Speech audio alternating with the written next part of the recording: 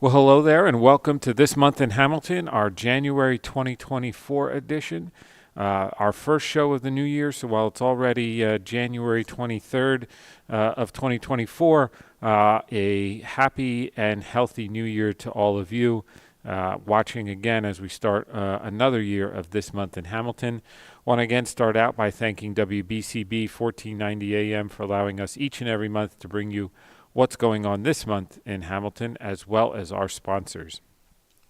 Angelo Onifree in the Mercer County Prosecutor's Office, Capital Health System, Ford-Subaru, Saul Funeral Home, Amaya's Italian Eatery, and a new sponsor this month, Kessel Dermatology. So I want to thank our sponsors, a growing list of sponsors too, which I think just shows how many people are watching and listening to what's going on this month in Hamilton. So want to thank all of you who came out for our Martin Luther King tribute celebration and scholarship presentation that we did now about 2 weeks ago at Faith Baptist Church. I want to really thank Faith Baptist Church and Pastor Walker there, as well as the CYO and Pat Haldeman for organizing and our organization committee for putting together such a great event. We gave out 3 scholarships to 3 outstanding students from our Hamilton area, 2 from Steiner and 1 from TCPA, as well as our community leader awardee, which was Janice Blakely Williams. And Janice headed up our HUD division at the Township for many years and just retired last year. So a great event. The Steiner Jazz Band performed, and so we just had so many good things going on at that annual Dr. Martin Luther King celebration, and really hoped if you didn't get a chance to meet it, you saw our post about it, because it was just an outstanding event. And I can tell you our future is bright, hearing about all the good things about the scholarship winners this year as well. In terms of things going on, obviously still collecting Christmas trees. So if you haven't put your Christmas tree out, make sure you do it soon so we can make sure our brush truck goes and picks it up and it can be brought to our ecological facility and recycled into mulch. This way it doesn't go just into a landfill. And hopefully you're safe and everybody's safe after the snow we got last week, and hoping now we're moving into 60 degrees by the end of this week. Maybe that's the last of the snow, but we'll just have to see. In terms of township events, it's a quiet time of year right now. There's no remaining events in January. There's no real events in February, but soon you'll start seeing signs pop up about our St. Patrick's Day Parade. I want to thank the St. Patrick's Day Committee for choosing great co-Grand Marshals this year for 2024, which is Kevin and Marianne Mira, the founders of City of Angels, and just a former councilman as well, Kevin was, and great community leaders here in Hamilton, people who have the biggest heart. And so we're really excited both for the Mira family, but as well for the continued success of the St. Patrick's Day Parade here in Hamilton. We know it's an event everybody enjoys and looks forward to, especially because usually by that time of year it's starting to warm up a little bit as well. So more to come on that, but it'll be Saturday, I think it's March 9th this year, with a rain date of the 16th. So looking forward to seeing everybody out for the St. Patrick's Day Parade. As we always do, we'll put the signs up around town advertising about the parade so everybody knows when it is. So if you want to come, you can come. And if you want to avoid the traffic that it creates by shutting down Nottingham Way, you can avoid that as well. So that's really the next big event in town. But today is our guest, and we'll have him as we come back from the break. We have John Wright from Spiezle Architectural Group. We had a public forum last night. Again, we're taping this on January 23rd. We had a public forum at our senior center last night. Hopefully you got to see the advertisements in the newspaper or social media or our email blasts about where we are on designing and constructing our new municipal building and our joint municipal complex with the school district. We got some really good questions and feedback from those members of the public who were there last night. And so we're going to have John on with us today to not only talk about what is his background and Spiezle's background. Spiezle is a Hamilton headquartered architectural business, but specifically what has gone into the process of designing this building, where we are right now in the process of getting it up and ready. And then I know most of you listen to this on the radio, but so we won't have images, but just talk a little bit about some of the design aesthetics, some of the really overarching themes of the new building and how that made itself into the building. So we'll talk about, say, for example, transparency, right? We really want this to be a transparent building because we want government to be transparent, and that went into more glass as part of the design. So you can literally see people and see public servants and public employees doing work on behalf of the public. So we're going to talk to John about all that good stuff after our break. But now where we are in the year is really just starting to get ready for budget season. We usually introduce the budget in beginning of April, so we're starting to have those internal meetings now, but already planning for spring. So we've got right now, believe it or not, bids out to repave certain roads in the street, in Hamilton. And the idea is putting those bids out now so that we're the first ones out there. So hopefully we know then the contractors, they want to get the work, they want to have it lined up for 2024, and they'll give us really good prices on it by going out a little earlier in the season rather than maybe later in the winter or early spring before they can really get out and do the work. So we want to make sure we lock them in and are the first that they can bid on, so they give us the best price and know they've got work lined up for the year that way. So we're really excited to, again, continue the progress we've made in repaving lots of roads and partnering with Aqua and Trenton Waterworks when they're doing their lead line replacements, right? That we're not just doing patch jobs all the time, although sometimes we have to, but when you've got a bunch all in one street, that we're really taking that opportunity to repave a road rather than just do patch jobs. And we saw that on Hughes Drive right outside Saying Gardens this year, where Aqua was doing a lot of work. They repaved an entire section of Hughes Drive rather than just a strip down the middle. So it goes, again, towards what we've tried to do in establishing relationships with these businesses, with our utility companies, that benefits all of us and make sure our infrastructure stays up to date that way. Also have some good things we'll be announcing soon.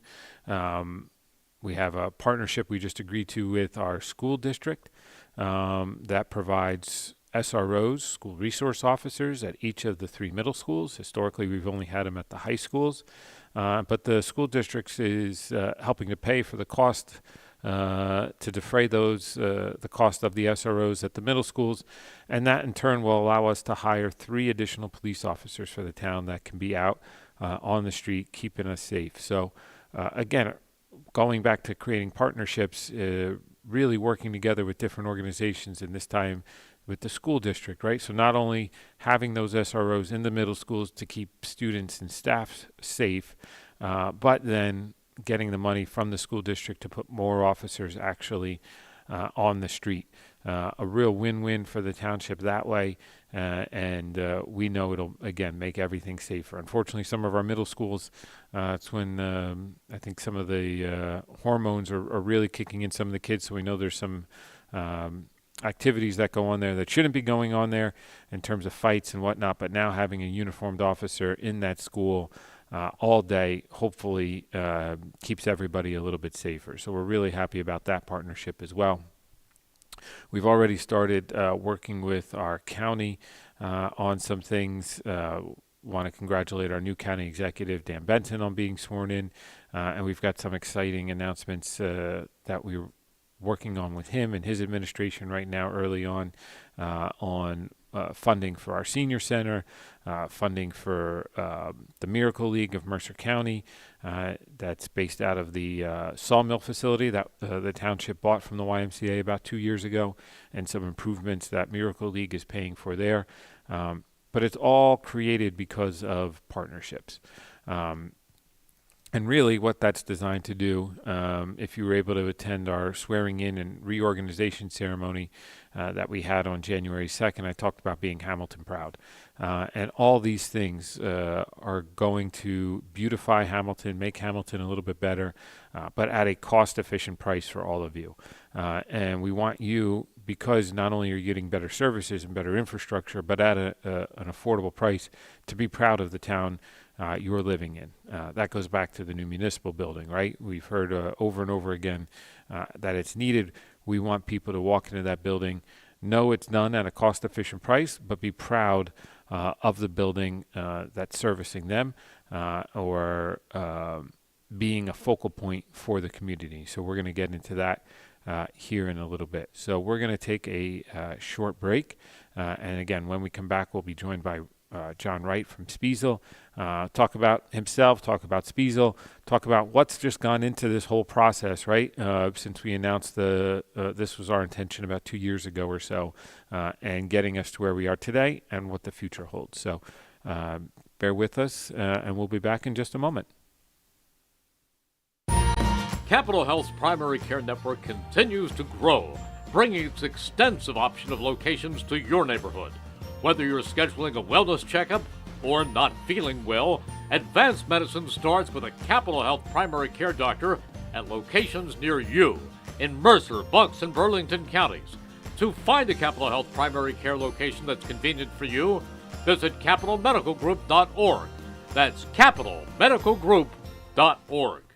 Kessel Dermatology in Hamilton Square is an award-winning dermatology practice led by Dr. Daniel Kessel, a board-certified dermatologist. He and his expert staff treat patients of all ages. They offer treatments of all types of skin, hair, and nail conditions, and annual skin cancer screenings, anti-aging treatments, ultraviolet A and B light treatments, skin tightening procedures, Botox, and other treatments that enhance your skin's overall health and appearance. Kessel Dermatology is open Monday through Thursday, 7 a.m. to 6 p.m., Friday, 7 a.m. to 3:30 p.m. For appointments, call 609-890-2600. That's 609-890-2600. Or visit KesselDermatology.com. They're at 1700 Whitehorse, Hamilton Square Road. Kessel Dermatology. They're good.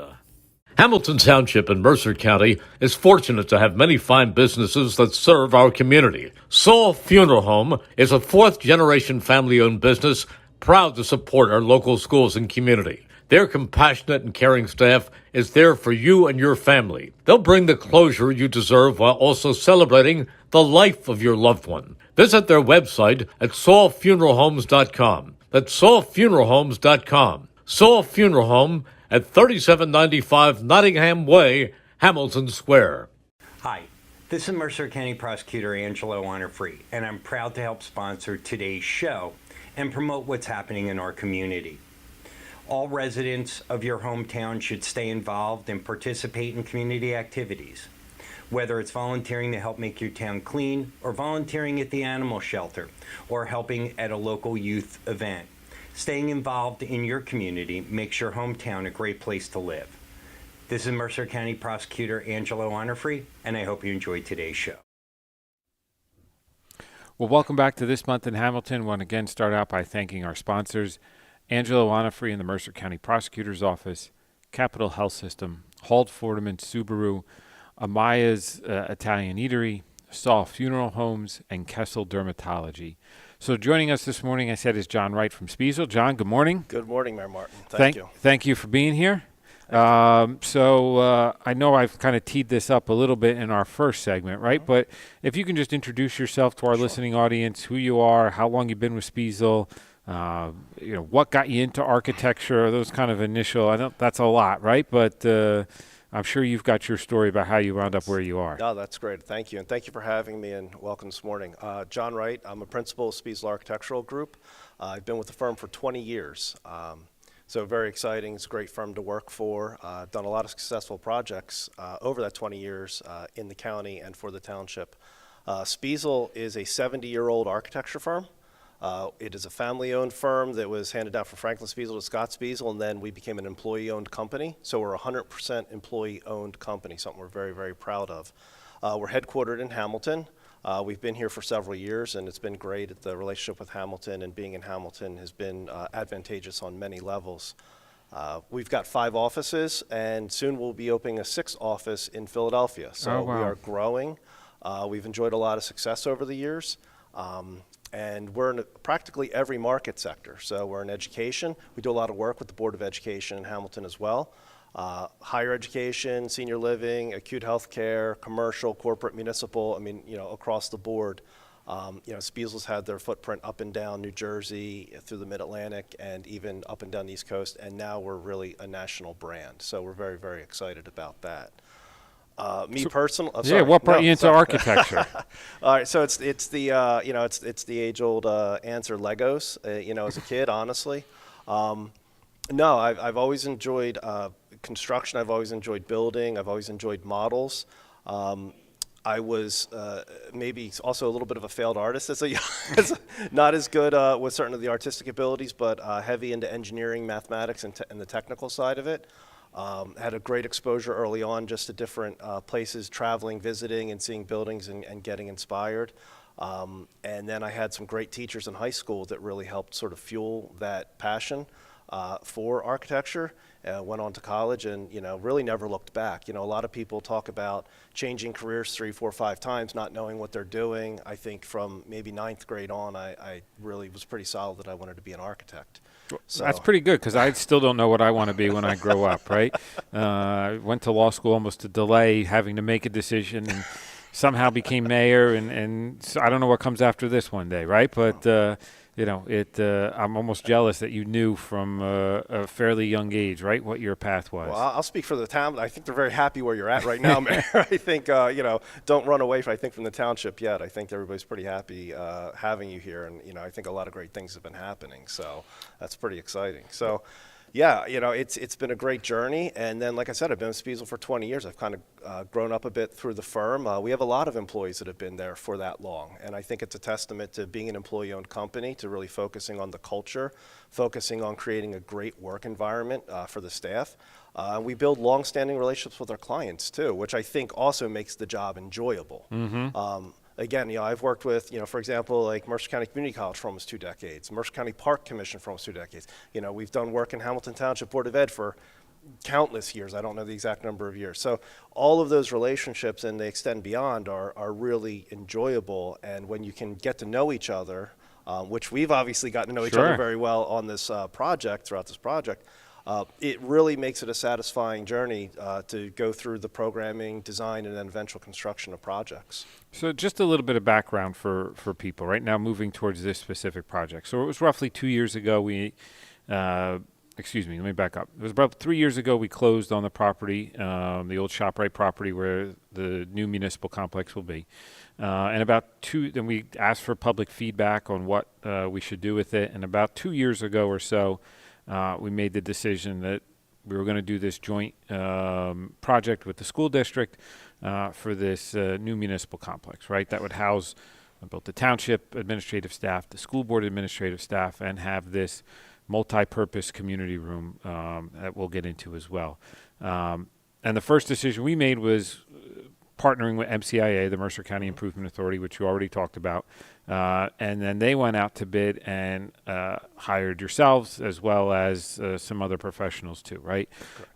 So take us kind of through your involvement. You're hired by MCIA, retained by MCIA to be the architect of record for this project. And what is a normal course? We'll get into the specifics of ours, right? But what's a normal kind of pattern then that you guys do once you're retained? Sure. So it all started in this case with the request for proposals coming out from the MCIA, the fair and open process to solicit the proposals.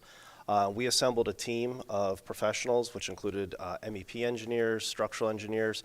We partnered with Michael Gray's Associates, who is also another Mercer County firm of notable ranking, and they provided programming and some design support all throughout. They've been a partner with us throughout this process. So it really begins with looking at what the request comes from the owner. What do they need? And then we build a team that we feel is suitable to respond to that. So it's not cookie cutter. So you pair up with the talent that you think is best going to respond to the question or the problem at hand. So we assembled a fantastic team. We went through the interview process, thankfully won. We were very excited about that. And then right after that, even in this room, we had our first meeting to kick it off, and with a bunch of people sitting around a table and talking about what this vision is. It was defined in that request for proposal, but really we needed to kind of roll up the sleeves and get started. So immediately jumped into that, and then we began what we call our programming process, which is really the questioning and the interviewing and the fact-finding and the data gathering, which helps us really understand what the true nature of the problem is that we're trying to solve.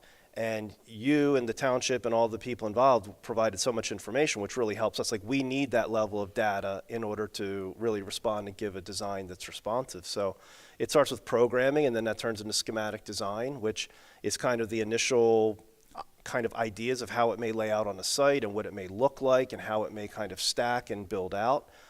In our case, we went through a few different iterations of how this building could sit on the site, how it could be responsive. We had pretty much an open site, and we can maybe talk about that a little bit more in the next section, but you had a wide open, nearly 9-acre site for us to work with, but there were still limitations of access and views and neighboring properties that we had to work with. So while 9 acres sounds very big, we still had to a degree, for a size project of this, kind of shoehorn it in a little bit and make sure it fit the right way, providing safety, circulation, access, views, transparency, all these themes that we had developed. And again, during programming, we come up with those, what are those visions, what are those key points that you want to carry through the project. And then once we get a schematic design done and we start moving forward, it's the give and take of the mechanical engineering, the structural engineering, the design, the interior layout and programming. It's some pretty exciting conversations that we have with you and your team about things even like budget and material selections, and going back and forth on design aesthetic, because everybody has a bit of their own sort of opinion with respect to design and aesthetic. We wanted to always be respectful to the town, to the people that be using the building, and to the site. That helped us sort of figure out the layout of the building, the height of the building, and how ultimately the pieces on the property are arranged. And you get to a point of sort of a design development meeting, which you were able to participate in at our office, where we run through everything from material selections to the design to how the inside will look, the outside will look, how the mechanical systems will work. And then once most of those things are approved in sort of, at least in general, then you continue construction documents and ultimately finalize that process. So in our case, it's about a year, maybe about 13 months, which on a project of this size is good. It's by no means slow, and we haven't raced anything either. Our programming process lasted about 5 months, which may be longer than with other clients, but we're housing, I think it's upwards of 20 different, major users, from different offices and divisions and all of that. Yeah. So it takes a while to synthesize all that information, and it's never perfect at first. So that's why you go through the iterations of schematic design and design development to kind of push and pull and work with the team to find how best to respond and provide space, but also not create an overinflated or a bloated building that's too big, or also don't build something that's too small. So once you occupy it in 2 years, you're automatically renovating, moving out, or trying to do an addition. So it's a little bit of a balancing act, but we're at that exciting point where we're going to be wrapping up the construction and permit documents within the next month and a half. And assuming approvals get put in place and a lot of other legwork that we know that has to happen on your end and with the MCIA and the administrative processes, we should be out for public bidding within the next couple months, and if all things work out well, breaking ground in several months. So I'm really excited. And so there was a lot there, right? And we'll kind of go through it a little bit, but I want to go back to your comment about Legos, right? So my nephew's really into Legos, and so when he gets a new Lego set, right, it has a set number of pieces to produce exactly what the box shows, right? When you come into this, you've got a million Lego pieces, and you've got to know they're all there, because there is no box that says this is the final product, right? So, it's in that sense a fun probably challenge, right? Yes. Because you don't know what that end product is as you're opening the box and know the step-by-step of how to build it, right? You're almost working it backwards. You're saying there's a blank slate box here. Here's a million different pieces. You choose which ones you want to use, kind of thing. You're right. To a degree, there's sort of no instructions. There's no sort of end product on day one, and that is the excitement. It's the, wow, we can do whatever we want. And then once you've interviewed everybody and you get through the programming, that actually begins to build what you could define as almost the instruction book. That begins to tell us how many offices do we need, how many community spaces do we need, how much space do we need to be providing for different things. So it begins to narrow that. And then there's other items, whether it's aesthetics. In our case, we're also focusing on designing a sustainably constructed facility. That adds another layer of, again, call them instructions or guides that say it wants to go in this direction. And then ultimately, things like budget and schedule begin to matter. Sure. They matter, and they continue to further refine. So it is sort of an open box of a million parts, and you sort of sift through. And as architects, we sort of have our own go-to bits. There's certain pieces you start with because of experience. You kind of know what works generally. Then you try out some maybe new parts or some fancy parts. Some fit, some don't. And then again, as you continue to narrow it in, it builds that instruction book, and then it sort of begins to lay itself out and make sense, and then you can parse aside sort of the stuff that isn't really valid or isn't going to work for the project. Now, you talked earlier about artistic capabilities. Now, I can't even draw a stick figure, right? But I remember some of our initial meetings, there was actually, it looked like physical pencil sketches of things, too. Yeah, we use practically every tool at our disposal to try to convey design, because everybody has a different understanding of space and of design. You could put a floor plan in front of a lot of people, and it's really hard for them to understand or orient or relate to it.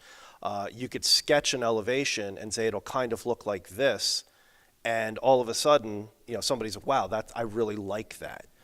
So really looking at a group, and especially in our case where we sometimes had 10, 15 people, maybe 20 people around a table that you're trying to present to, and even last night we had, I think over 100. I don't think we have the count yet, but well over maybe 100 at that meeting.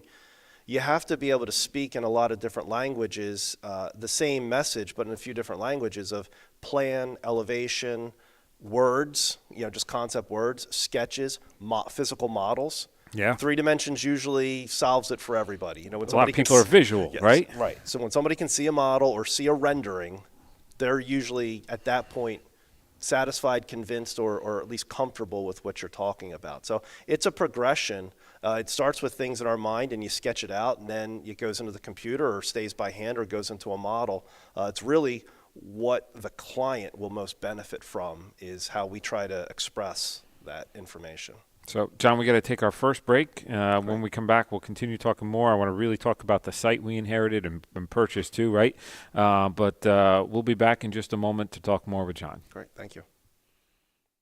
Now open and proud to be a part of Hamilton Township is Amaya's Italian Eatery at 3681 Nottingham Way. This brand new Italian restaurant and pizza is open 7 days a week, Sunday through Thursday, 10:30 a.m. to 10 p.m., and Friday and Saturdays, 10:30 a.m. to 11. And Amaya's delivers lunch and dinner all day, 7 days a week. Besides Amaya's traditional Italian dishes, they have a weekend special where every Saturday and Sunday you can get 2 large pies for just $21.99, and they also have a football special for watching all your favorite games. 1 large pizza, a dozen wings, and a 2-liter soda for only $22.99. Come visit the new Amaya's Italian Eatery for fresh salads, hoagies, subs, and Philly's cheesesteaks, and their gourmet pies and specialty pizzas. Plus, a special kids menu. Amaya's Italian Eatery, open 7 days at 3681 Nottingham Way in Hamilton.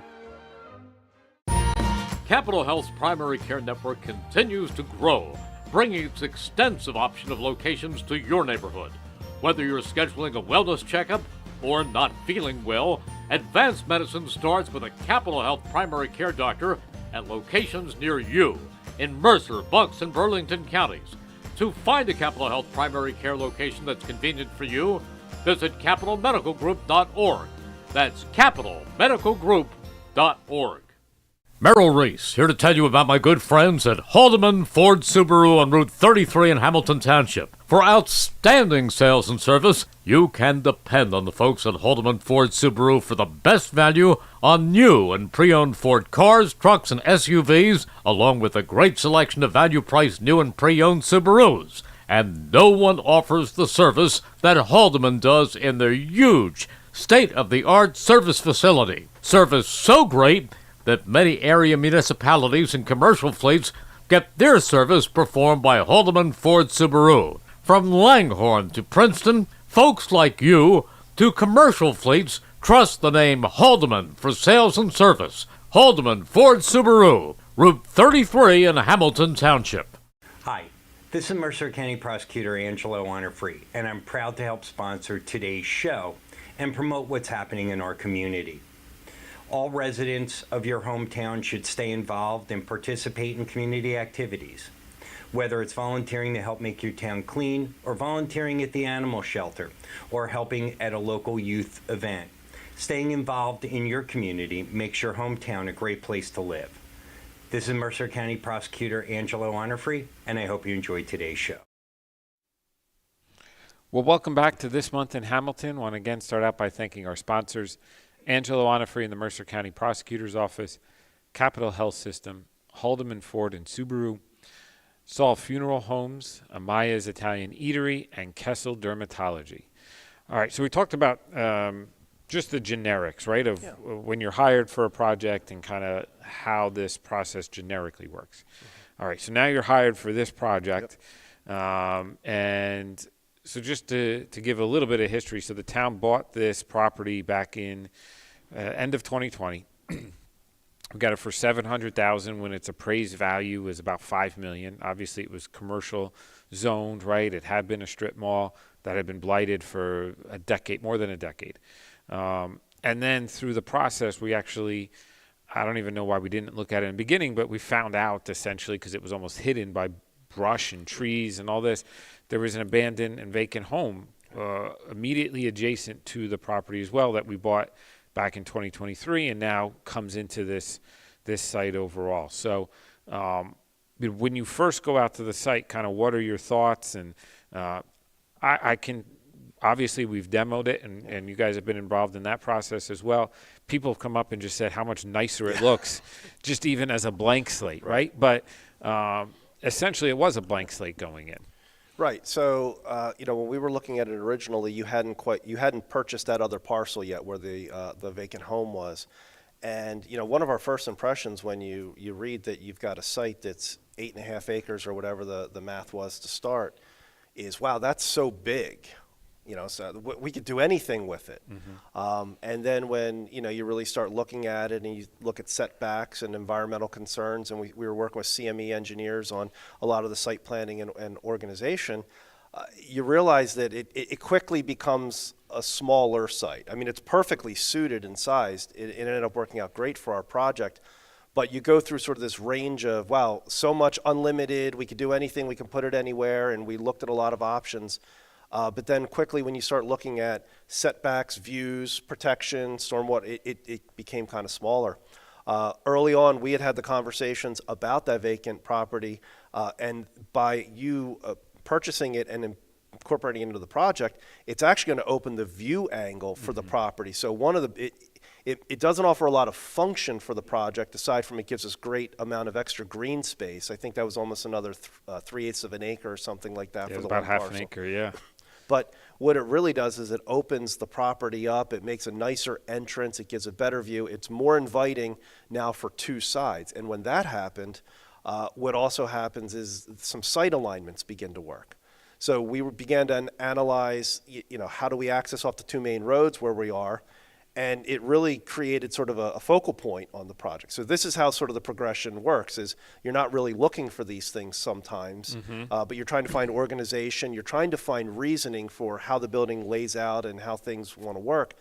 And we ended up with this sort of node, right in the middle where this sort of intersection happened.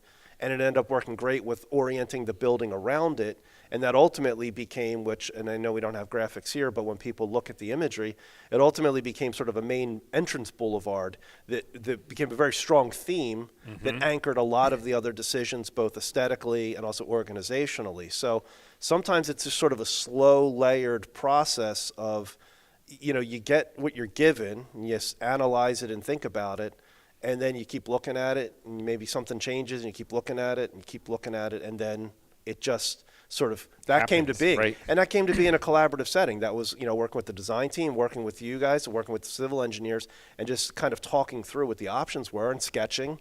And that really became one of the driving forces that anchored the whole design that, we're presenting, or we presented last night, and that people would see, today and moving forward. So we've met almost bi-weekly for 12 months now, right? One, it was needed and it was good, right? Yes. But each time the project evolved sometimes massively and sometimes incrementally, right? Yeah. And I think even after some of the feedback we got last night, on the margins, it's going to change a little bit, right? On the 1% margins or whatever. But it just shows you this is a constant moving project. Yeah. Up until a point, right? I mean, it can't go on forever, but everything changes just sometimes in big steps and sometimes in real little steps too. You really hope in the course of a design project that you're nearly done design at the point we call design development phase. So we had met a couple months ago. We talk about that as a milestone. That's when all main decisions need to be made. And that you could say that's 65% through the design process. That's when main decisions need to be made, but you still have a lot of work to detail and refine and work through. And we did hear suggestions last night that we certainly need to consider, and we're continuing to look at things. There's conversations about wayfinding and signage, and some of those minutia pieces are still getting worked through now. They're going to be worked through until we go out. And then ultimately, because we're building a new building, you'd like to assume there's not many unforeseen conditions. You have a great site. Site's been cleared. We talked about that. But there's still going to be analysis between now and the time you move in to just make sure that the assumptions are still valid. We assume that every department and every person that's targeted currently to move into the building will be moving into that building in, let's say it's 24 months, 28 months, whatever that time period is. But we also know that your operations are dynamic and the Board of Education is dynamic. It's very possible that a new program may come on board or a program may shift, you may realign resources. So we've given a design that I think provides a lot of flexibility for that and ability to move and shift and alter things. But there still is going to be time when we may sit there 12 months into construction, steel's up and walls start going in and we're all standing in a space that we all thought was going to be great. And we may say, well, there's a way to make it maybe a little better or maybe make it a little bit this. So you stop designing, but you sort of never stop looking at it. You never stop considering it to make sure that it is the best answer for the problem or the challenge at hand. And so I want to talk about that too, right? So we've designed the building in a way that's not only good for 24 months from now, right? Summer of 2026 is, we'll go over the schedule a little bit more, but summer of 2026 is an anticipated move-in date. Yep. But the building's designed to last 50, 75, 100 years, right? And just as we had a lot of historical documents back from 1929 when this building opened, and there wasn't an engineering office, and there wasn't a finance office, and an HR office, and things like that. We don't know what's going to exist 75 years from now, but we try to say, let's give space, and we have some storage rooms that could double up as offices, right? When things become more digitized and all that kind of stuff evolves too. So a credit to, I think, everybody involved too on, you can never design it for 50 years from now, but you're trying to anticipate what might come from 50 years from now. Completely. The physical structure of the building should last 50 years. That's the intent. You want a building, and that's part of just sustainable design. You've got to pick products that are going to last. You want it to be well built, well insulated, well maintained, and so the shell will last. What happens inside is definitely going to change. And we don't know, like you said, what time period that is and how many times it's going to change. So we take that into consideration when we did even the initial planning. So talk about the sort of the open Lego kit and, the world's in front of you type thing. we made some conscious decisions to make a slightly increased floor-to-floor height over what might be in a standard office building, let's say. We provided additional space in some of the chases so that in case you ever have to run additional electric, plumbing, power, et cetera, you've got pathways through the building. We tried to give it a little bit of that breathing room because the mechanical systems will change over time. We're putting in a high-performance mechanical system. All is going to be low energy use, electrical devices, lighting, and power and such. But in 20 years, that technology could be completely different. So while we don't know what it is, we try to design in the fact that, well, if you have to get back up into the ceiling space and put a different type of unit, if you have to open up a mechanical room to do something, there's space. And it also tries to be considerate of those that have to maintain it, because if you make a building easier to maintain, it will be maintained better.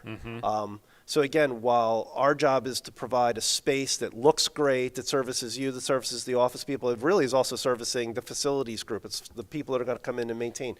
We have to take all of that into consideration because a building that can be maintained, like I said, will last longer, and products that can be more easily replaced can be replaced quicker, so people don't have frustrations of something potentially not working in their building 5 or 8 or 10 years from now.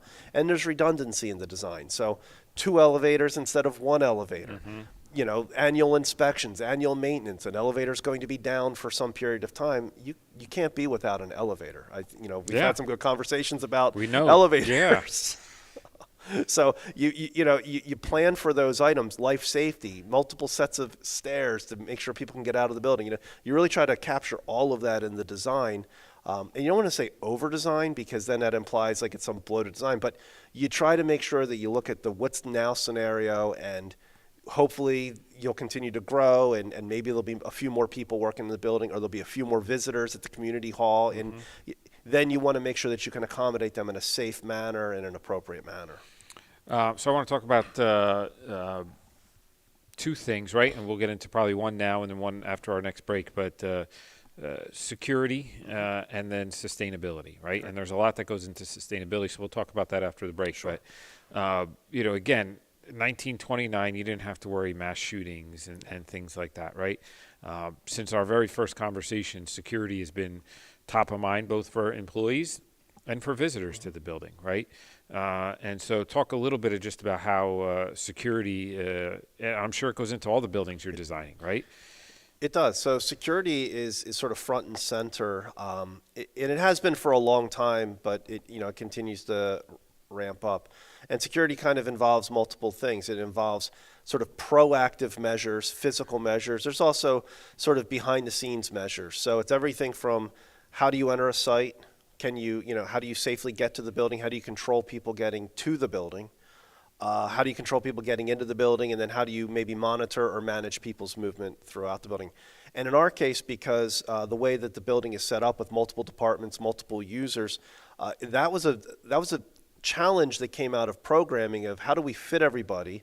How do we let everybody sort of work together or be near each other or get those critical adjacencies, but also provide the separation that's needed because somebody's business is not somebody else's business. And the time of somebody's business may not be the time of other people's business. So the plan is very responsive to that, and we use everything from how the front entries are set up. So there's a main front entrance that would bring you into the space that's dedicated for the Board of Education functions, and there's a main entrance to the entire building, a township entrance to the building. The community hall, which is a great feature element of the entire project, is only accessed from within that building, from within that lobby. There's exits, obviously in case of emergency, for people to get out, but we wanted to control that ingress. We wanted to make sure that there was an observation point, a reception space, so there's a first greeting of anybody coming into the building, that you're all going through one area, it's observed. It can be, through camera detection and observation, but again, there's a person that can monitor, and there's appropriate space to gather, filter through, and then go where your business is. We then use doors that are located at different parts of the corridors, which sort of cordon off space, so that when the community room wants to be used at night or on the weekends, none of the rest of the building has to be open. The rest of the building can be completely cordoned off. Nobody can get upstairs. The elevators can be locked out. The hallways get locked down, so that there's a nice, airy, spacious zone for a large community gathering, but it is still maintained and monitored and secured. Access up the stairs, access up the elevators can all be controlled. We have card access that's going throughout the building, so we're going to be able to monitor and everybody's going to be able to control access through space. Cameras, we've worked with the Township and the Board of Education to talk about cameras and other active, security measures that go throughout the building.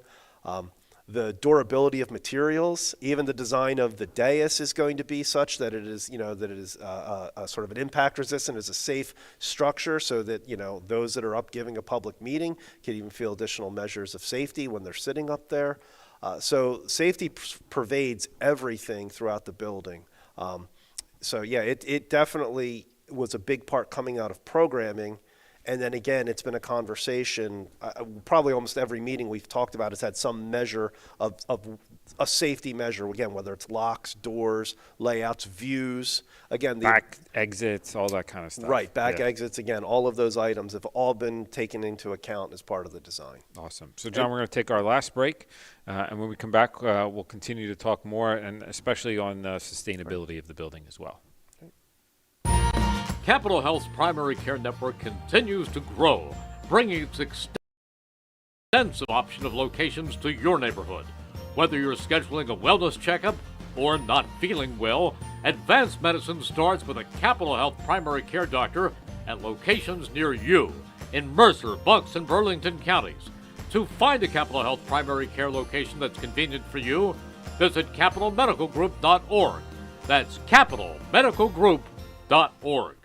Kessel Dermatology in Hamilton Square is an award-winning dermatology practice led by Dr. Daniel Kessel, a board-certified dermatologist. He and his expert staff treat patients of all ages. They offer treatments of all types of skin, hair, and nail conditions, and annual skin cancer screenings, anti-aging treatments, ultraviolet A and B light treatments, skin tightening procedures, Botox, and other treatments that enhance your skin's overall health and appearance. Kessel Dermatology is open Monday through Thursday, 7 a.m. to 6 p.m., Friday, 7 a.m. to 3:30 p.m. For appointments, call 609-890-2600. That's 609-890-2600. Or visit KesselDermatology.com. They're at 1700 Whitehorse, Hamilton Square Road. Kessel Dermatology. They're good.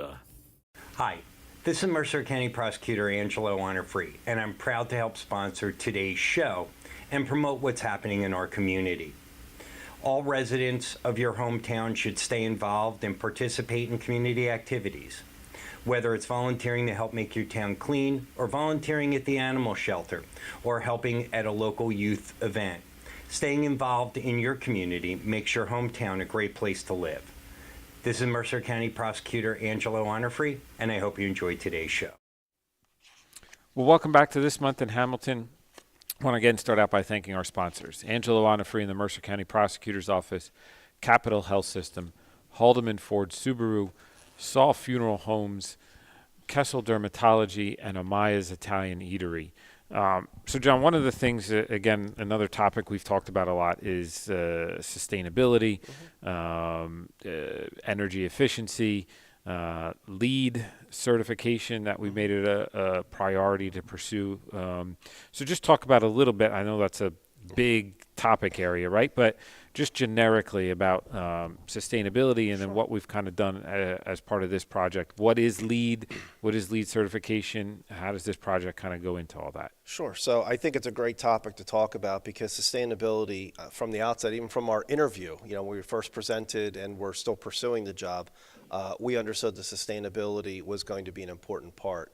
Also knowing the background of Hamilton Township, and just Mercer County's general commitment to things like recycling, tree planting programs, restoration and preservation of open space. So we knew that, it was a big deal. What's great is, Spiezle's been an advocate for sustainable design for decades. I mean, we've kind of been, it hasn't always been defined as it is LEED or it is this, but we've always done we feel the right thing and considered the environment as part of all of our designs. So LEED is effectively a rating system that is operated by the United States Green Building Council. And I believe the first version of the rating system is about 30 years old, and they've been updating it over the years. And they fine-tuned the LEED rating system to sort of adapt to different types of project. Like is it new construction? Is it a renovation? Is it a neighborhood development, et cetera? So there's multiple categories. And effectively, that is a rating system and a scorecard that can be used, and it has credits that are effectively sustainable milestones you're looking to achieve as part of your project.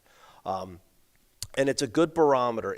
It's not the end-all be-all of sustainability. I mean, that's a much longer conversation than we have here, but it's a good barometer for achieving sustainability, but it's by no means the end-all be-all in sustainability. But it's commonly accepted. A lot of people in the construction industry generally understand what it means and what you're striving for. And at this point in time, it aligns well with all of the common building codes. So the building codes have grown up and they become more energy efficient, more water, less water use, less energy use, more restoration of site. So LEED really does align very well just with most of the building codes that we would be building to anyway.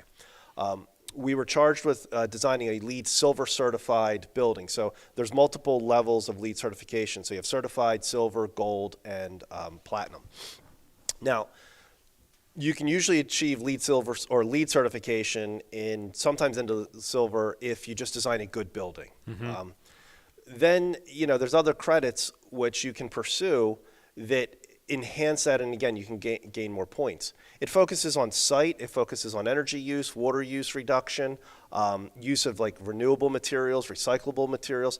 It's really about how are you minimizing the negative impacts of construction, but also how are you maximizing the operations of the building.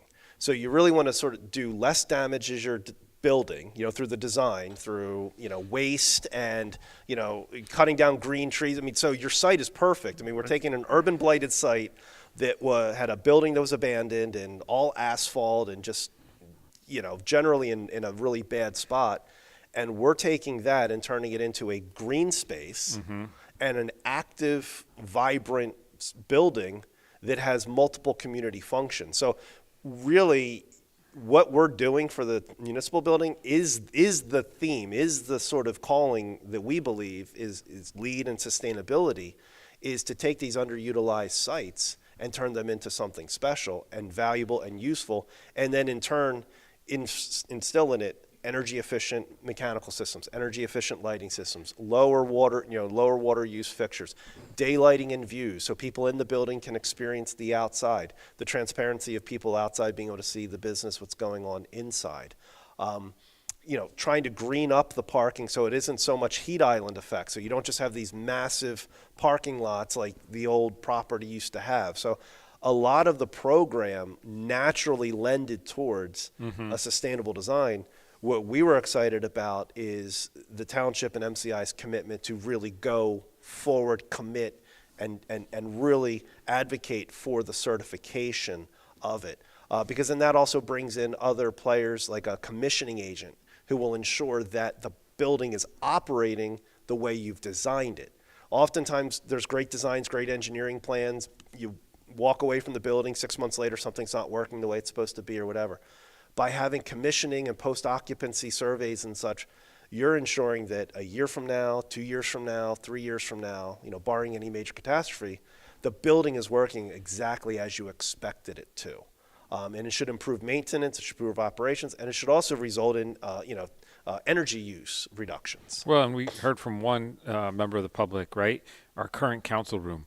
The council is feeling like it's 90 degrees on the dais, and the residents in the back are feeling like it's 30 degrees because it's such a different temperature environment in the same not extremely large room, right?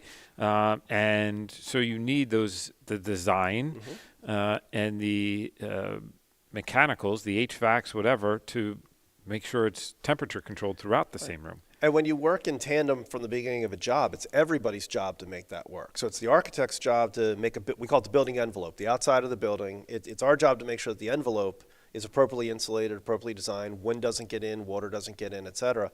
And we pair the design of that envelope up with the mechanical engineers with understanding what the occupancy is going to be so that we can balance the systems. And then we can also distribute the air better. And we can also use sensors in the spaces to understand when it's 90 degrees at the dais and 50 degrees out where the community is sitting. Well, get an alarm or something that goes off, right? Yeah, you get a little bit of a warning that Yeah. tells you that that's not that something's going wrong and the system needs to be adjusted. So, it's an integrated approach. We got just a few more minutes. What else do you want to share? What else do you want residents to know about, Spiezle's involvement with it, about the project, before we Sure. close here? So really excited. Spiezle's very excited to be involved. And again, we talked about that last night at the presentation. Again, being headquartered in Hamilton Township, it meant a lot to us to win this, to be able to work with effectively our neighbors. I mean, we have a lot of employees that live in Hamilton Township. I mean, so when you get a backyard project, so to speak, you add even that extra level of pride and engagement to just make sure that it's going to achieve all of its goals. It's right up the alley for the design team, and we have a phenomenal design team. I mean, I have the pleasure of being able to interview with you today, but by no means, there's 20, 30, 40 people behind the scenes and out in front, even last night, that have all really done a majority of the work and are owed credit, from my team to all the engineers. I mean, it is truly a team effort. And from your side, it's been great working with you and the district and everybody you've brought to the meetings. And we really mean that, because one of the hardest things to achieve a good design is getting the answers and understanding what that problem or what the challenge is. And right, wrong, not really wrong, sometimes blunt, but that's okay. But we've always known where we stood. We always knew what the parameters were. We always understood where you and the district and the town, where they felt and what they wanted. And it helped move the process along. I don't think we would actually be at this point if we weren't so clear in dialogue and open and honest with each other. So there's a lot of praise for my team, and there's a lot of praise, honestly, for the township team as well.